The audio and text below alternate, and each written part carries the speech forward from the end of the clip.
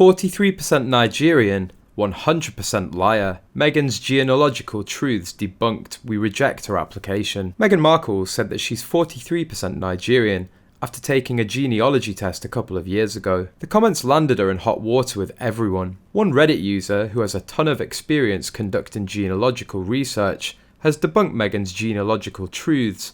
As a result of the netizens' research, we've determined that yet again, Megs is a liar. The royal fan wrote, in 2015, Meghan Markle took a trip to Malta at the invitation of Malta's Ministry for Tourism to experience her Maltese roots. The trip was photographed and featured in Elle UK. It's also cringy.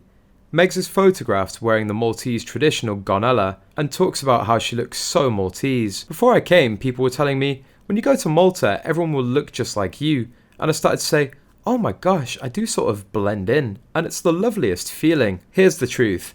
Megs does not have Maltese roots. While Meghan Markle's great-grandmother Mary Bird was in fact born in Malta in 1862, Mary Bird's mother was Irish, Mary McHugh, and her father was English, Thomas Bird. And based on my research, they lived in Malta for 5 years, or even less. When Megs became involved with Has Been, the British tabloids picked up the story, incorrectly claiming that Meg's ancestors lived in Malta for 20 years, as if that even qualifies as Maltese heritage. But their research was flawed. In a nutshell, based on my research, Mary Bird's parents were married in Dublin, Ireland in 1860, had 2 daughters born in Malta, dates of birth 1862 and 1865, and by 1867, Mary Bird's presumably widowed mother was already getting married in Nova Scotia, Canada, to a second husband. No available information on that yet. In response to the post, one said, I'm a genealogist as well and was thinking of doing the same thing. Every family has family stories that normally start with a kernel of truth that gets added to and distorted with each generation. Sounds like Meg has run with the family story without checking. She's a public figure now, so should have been sure of her facts before accepting the Maltese people's hospitality. But as we know, there's the actual truth, and then there's Meghan's truth, which are 2 separate things. Meghan's shocking revelation has sparked mixed reactions on Twitter.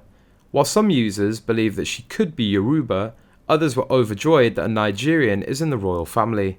Meghan's revelation attracted hilarious reactions as well. One user tweeted, Meghan Markle is 43% Nigerian, what if she's my long-lost cousin? One Quora user mocked, all that and more in her next podcast. She will no doubt interview Salma Hayek and announce that the remaining 57% of her DNA is Indian, as the Markle genes originally date back to the original dynasty of owners of the Koh-i-Noor diamond. I guess she will claim ownership to not only the diamond but the crown and the manufacture for Queen Camilla, since the Nigerian princess also claims to be a descendant of Robert the Bruce. Meghan's most recent podcast takes a swipe at the allegations levelled at Meghan for being cruel to her staff, while she made underhanded jabs. It's clear the topic extends to what the Sussex squad calls Megxiteers, angry middle-aged white women, or what pro-Sussex media women call Valentine Lowe, Tom Bower and Piers Morgan, white, pale and stale. After Meghan announced she's 43% Nigerian, Markle and Prince Harry made a donation to charities working in Nigeria. And in a press release which accompanied the episode, a Spotify representative confirmed that the couple's Archwell Foundation made donations to save the children and UNICEF.